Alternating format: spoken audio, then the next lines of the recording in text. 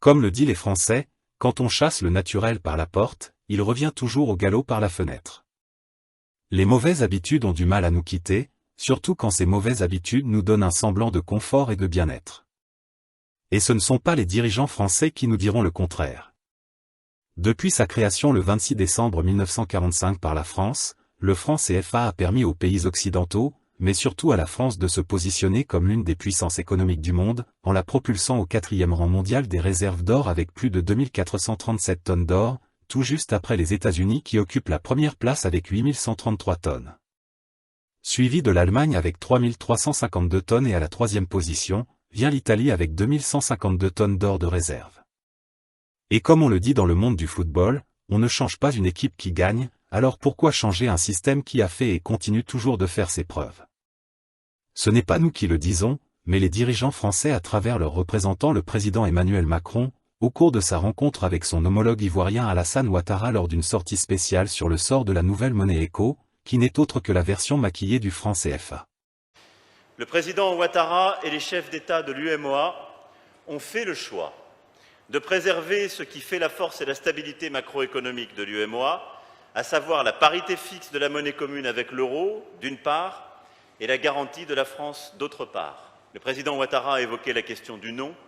Je vais pour ma part ici vous confirmer les deux changements majeurs qui accompagneront cette évolution et que la France a décidé d'embrasser à vos côtés. D'abord, nous avons ensemble décidé de mettre fin à la centralisation obligatoire des réserves de change en France, qui représentaient 50%, en actant la suppression du mécanisme du compte d'opération. Ensuite, nous engagerons un dialogue sur de nouvelles bases. La France ne siégera plus dans aucune des instances techniques de gouvernance de l'Union. Plus spécifiquement, elle ne nommera plus de représentants au conseil d'administration, au comité de politique monétaire de la Banque centrale, ni à la commission bancaire de l'Union. Mais à cause des actualités provenant de l'Ukraine et du Proche-Orient qui font la une ces derniers temps, beaucoup d'informations majeures du continent sont passées inaperçues. Comme c'est le cas de la déclaration du président ivoirien Alassane Ouattara lors de la première conférence du sommet des chefs d'État sur l'accord de partenariat stratégique entre la Côte d'Ivoire et le Ghana et qui n'a pas fait grand bruit dans les journaux et actualités africaines, mais qui pourrait avoir des conséquences dans un futur proche comme lointain pour l'Afrique de l'Ouest et de l'Afrique centrale, si rien n'est fait pour empêcher ces genres de projets qui ne servent que les intérêts des pays étrangers au détriment du continent. Il est donc indispensable de mettre en place des politiques favorables à un environnement économique et commercial attractif. Dans ce contexte, nos deux pays doivent œuvrer conjointement et en relation avec les autres pays de la région pour une accélération des réformes et la mise en œuvre des politiques de convergence en vue de renforcer notre coopération monétaire et financière. Ceci permettra l'avènement de l'ECO dans des délais rapprochés, car l'ECO est l'ambition pour nous d'avoir la monnaie commune, la monnaie unique que les populations d'Afrique de l'Ouest attendent depuis fort longtemps. La mise en place de l'ECO est véritablement une urgence et nous devons travailler ensemble pour que cela parvienne dans les plus brefs délais. Mais si nous analysons de plus près le discours du président Alassane Ouattara, nous pouvons comprendre ses agissements à l'approche de l'élection présidentielle de 2025, où un 4e mandat serait la goutte d'eau qui pourrait faire déborder le vase pour l'opposition ivoirienne et devenir incontrôlable si l'Occident et plus particulièrement la France ne lui vient pas en aide pour endiguer ce soulèvement populaire. Raison pour laquelle, il lui faut accélérer la mise en place de la nouvelle monnaie ECO version Emmanuel Macron, qui sera pour lui, sa femme et tout son entourage, comme une assurance vie pour un 4e mandat et même si possible, pour une gouvernance à vie. Mais pour les Occidentaux et un grand nombre d'observateurs, le jeu n'en vaut pas la chandelle, car le risque d'une guerre post-électorale est beaucoup trop élevé si le président ivoirien Alassane Ouattara s'obstinait à passer en force, alors que l'Occident et les États-Unis ont déjà trouvé son remplaçant en la personne de Tidjane Thiam, l'actuel président du PDCI-RDA. Parti du défunt président Henri Konan Bédié, décédé dans des conditions encore mal élucidées. Par ailleurs, il serait plus intéressant de savoir ce qu'en pensent les experts de la stratégie du président ivoirien après sa sortie sur le dossier de la future monnaie sous-régionale. la proposition émise par le despote sanguinaire du palais des Briers, Alassane Dramane Ouattara, d'accélérer le processus de mise en place de la nouvelle monnaie en Afrique de l'Ouest, baptisée ECO, est en train de susciter des remous et des vagues d'une ampleur telle qu'on pourrait s'inquiéter en Afrique dans le domaine géopolitique.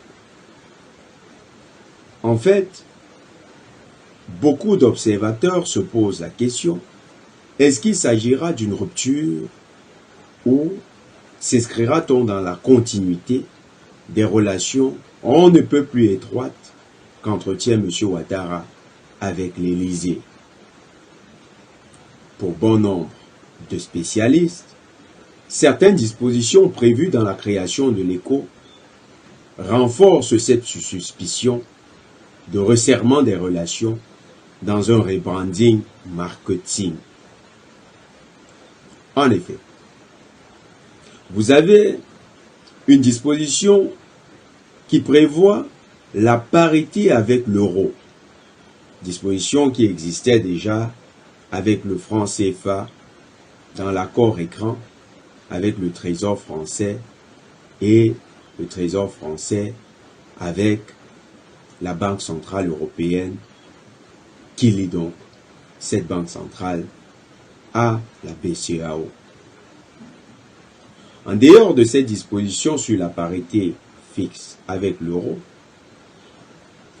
avec le CFA, on avait 3 représentants de l'État français qui étaient désignés dans le directoire, dans le conseil de gouvernance de la banque.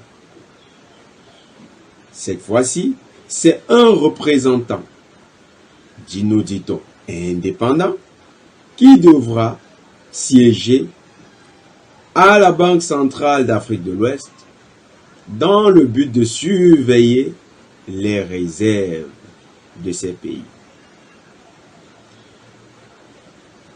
Fort inquiétant ces dispositions parce que la monnaie est une garantie de souveraineté. Il faut noter que lorsqu'on parle d'État souverain, on envisage la monnaie et l'armée prioritairement.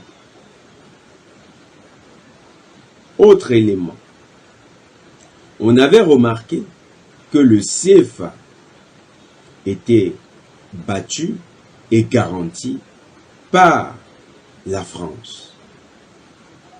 Cette fois-ci, la monnaie sera battue en Afrique de l'Ouest, mais la France continuera de jouer le rôle de garant de l'ECO.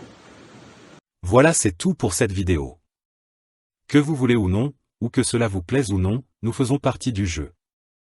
Soit nous serons assis à cette table du Nouveau Monde lors du partage du gâteau, soit nous serons le gâteau qui sera partagé par les occupants de cette nouvelle table. Et c'est suite à ces belles phrases que nous vous remercions pour votre attention.